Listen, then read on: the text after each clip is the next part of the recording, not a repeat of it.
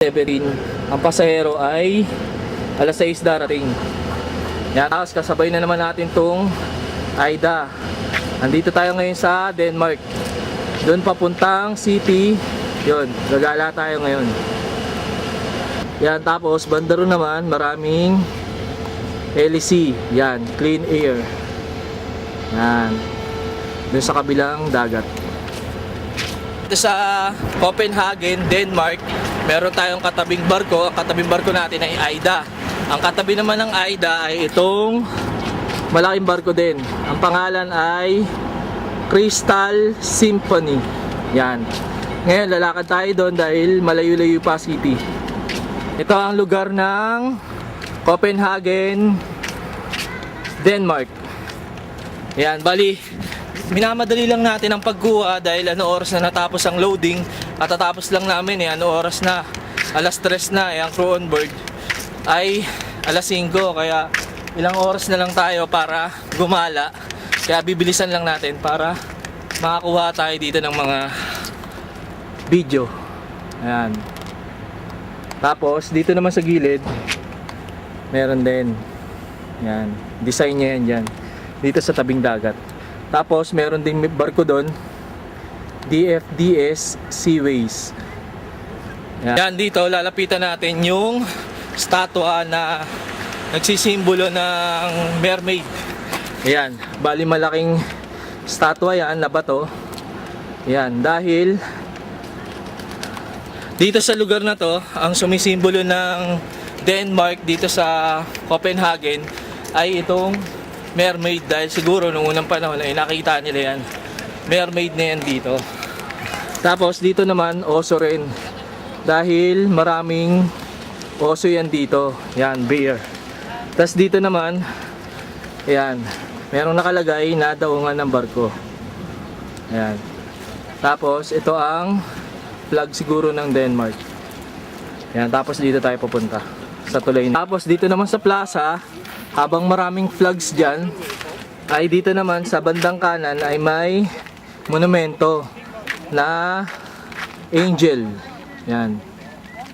Tapos doon tayo pupunta dahil doon banda ang city. Tayo ngayon, dumadaan tayo sa tulay dahil medyo malayo-layo ang town. Ito ang lugar ng Denmark, Copenhagen. Yan. Bali nandito tayo sa daanan ng tren. Ito yung mapa. Yan. Bali itong lugar na to ay napakalawak. Itong Denmark, Copenhagen. Andito tayo ngayon sa Udgang. Yan. Kaya ako dito napadpad dahil sabi, pwede raw sumakay dito ng tren papuntang city. 3 minutes lang daw nandoon ka na. Kaya lang, di na natin yung gagawin dahil wala na tayong oras. Isang oras lang tayo pwede gumala. Kaya siguro next time na lang siguro pagkabalik natin dito sa Copenhagen.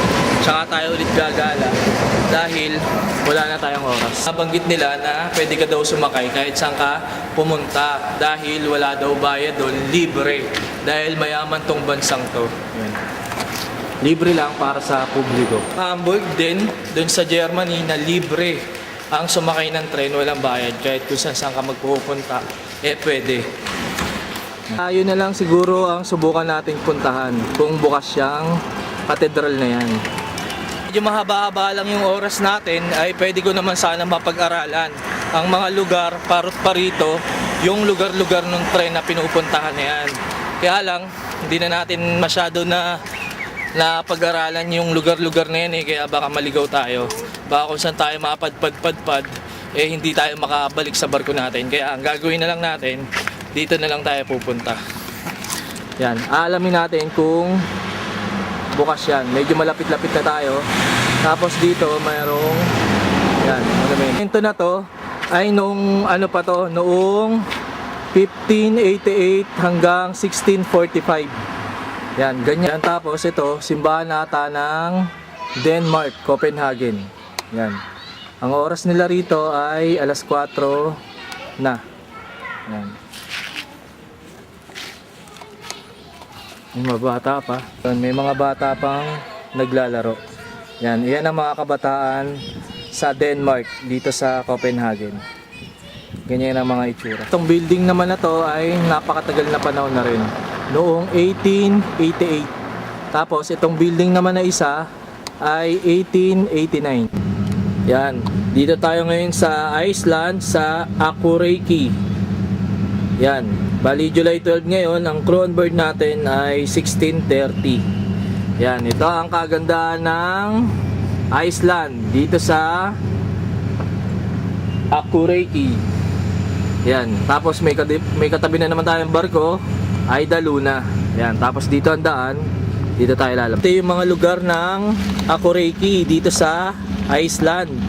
Yan. Tapos ito ang ibig sabihin na pagka nag-taxi ka, tatawag ka sa kanila, tapos ito yung bayad.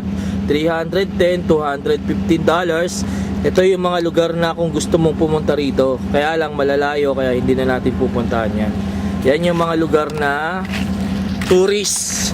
Bali mga tourist spot ang mga nandiyan dyan kung halimbawa gusto mong puntahan. Pero dito tayo pupunta. Yan. At yan ang mga bundok na may mga yelo ang taas.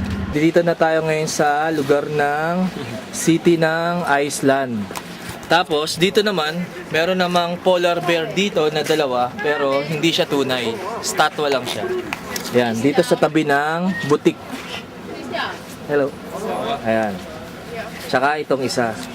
Tapos dito naman sa kabila, meron naman ditong ha? Yeah. Yan. Meron naman ditong hunchback. Yan. Dalawa. Pwedeng magpa-picture dyan. Yan. Tapos pupuntahan naman natin yung katedral na nasa taas siya ng bundok. Tapos aakyatin natin na may hagdanan siya papunta pataas.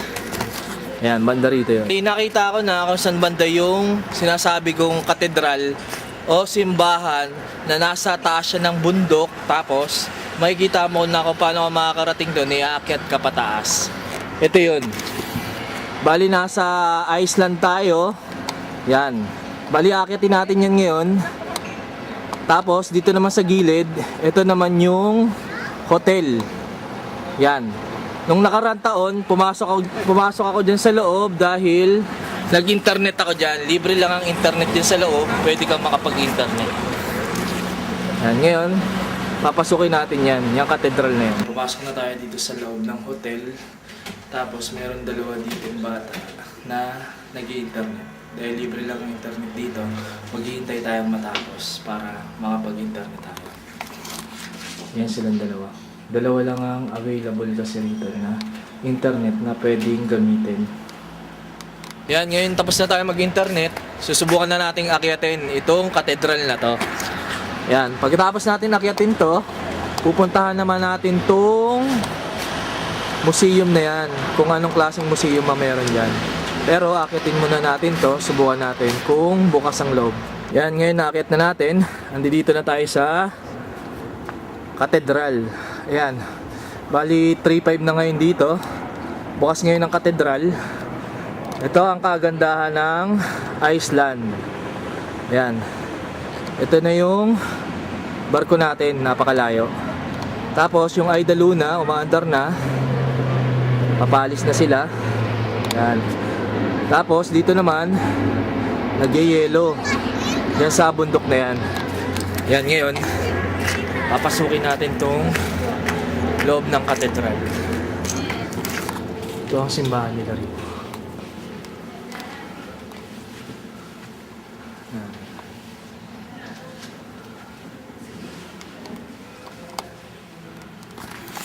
Yan.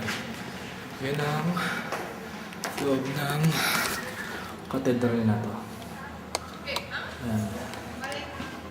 Yan, ngayon nandito pa rin tayo sa Iceland. Ang lugar natin ay Grundarfjörður. Yan. Bali, titignan natin kung anong lugar ang pwedeng mapuntahan dito sa lugar ng Iceland pa rin. Yan, nandito tayo ngayon sa loob ng lugar ng Saga. Ito yung Saga. Itong loob na to ay isang cinema. Bali, andito yung mga tourist na pwedeng manood dito sa lugar na to. Dahil ito yung screen na pwede kang manood Yan yung mga unang panahon na na-picturean nila.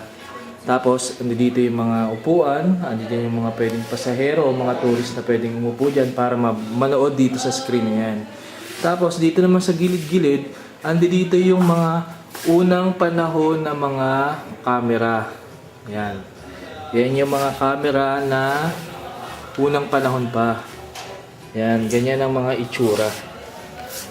Yan. Yan. Tapos, ito yung mga na-picture nila. Dito tayo sa Saga. Diyan tayo kanina sa loob. Pumasok tayo dyan. Tapos, yung lugar na yan ay merong mga internet, may CR, tsaka meron ding mini na mga museum. Nandiyan dyan yung mga unang panahon din na mga gamit o nung mga nakuha nila dito sa Iceland. Yan. Diyan sa Saga na yun. Ayan, bali may nakatambay na isang sasakyan na lumang panahon pa. Tapos, dito sa Iceland ay parang sa Gibraltar din.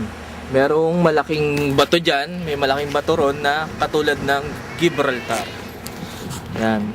Itong lugar ng Iceland na to ay bulubundukin. Walang masyadong tao, walang masyadong mga nakatira dito, pero ito kasi probinsya to. Pero malawak ang Iceland, pupuntahan natin yung buong Iceland. Susunod natin na puerto ay Reykjavik. Yun ang city nila rito, ang Reykjavik. Puntahan natin yan kung ano meron. Yan, dito sa lugar na to, dito sa Iceland, ay walang ganong nakatirang mga tao rito. Ayan.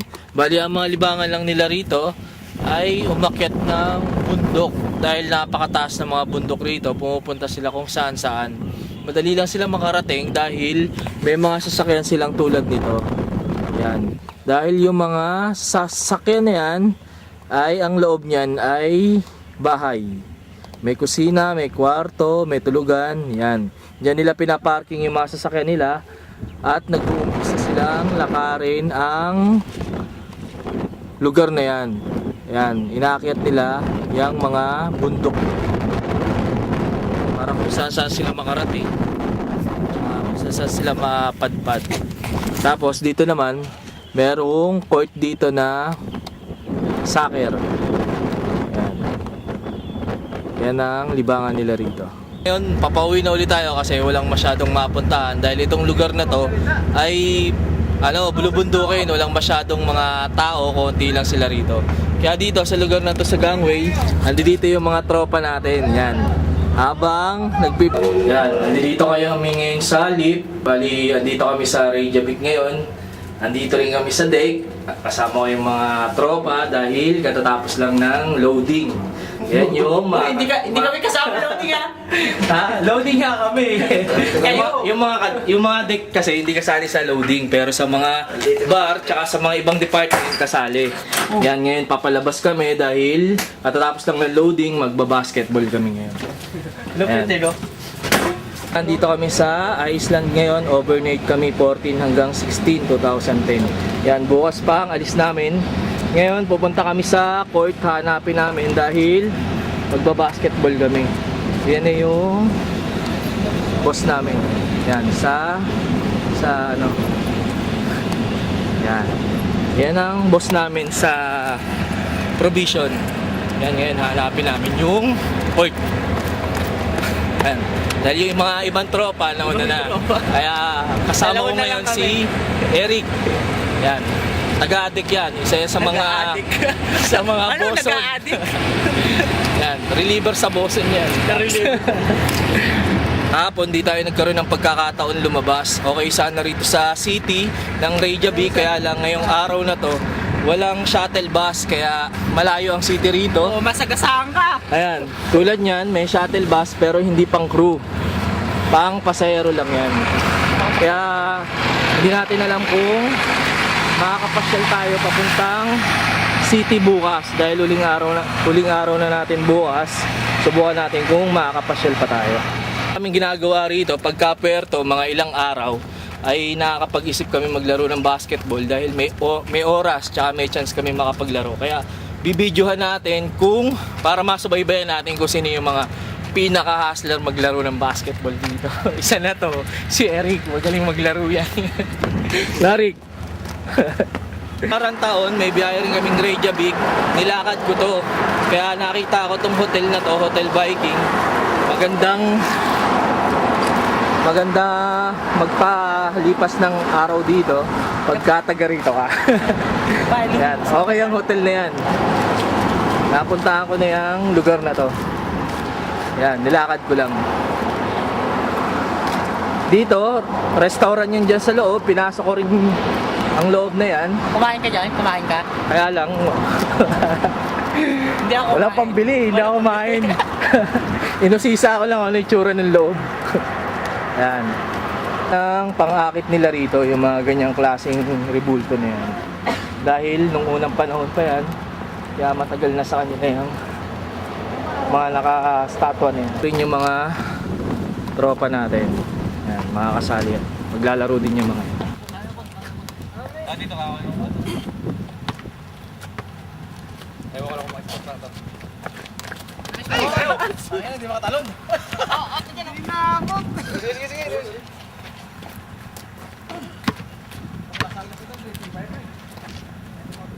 Wala. Oh, Maron! Kira yan! Sa labas, oh. Patay! Rito. Ricky on the shot. Sino ba tumira? Patay tayo!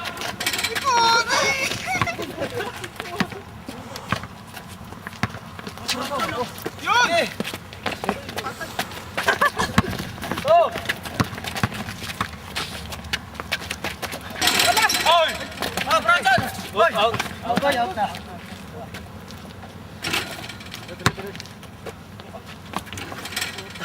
Hindi na makatalo na. Pick and roll, Israel. Play! Balik!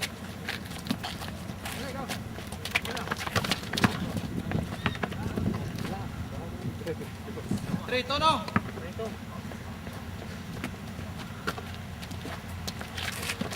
Sige, diretso. Shit! All three. All three. Gumagawa ka na eh. Kaya... Oh, son. Ayan. Ayan yan.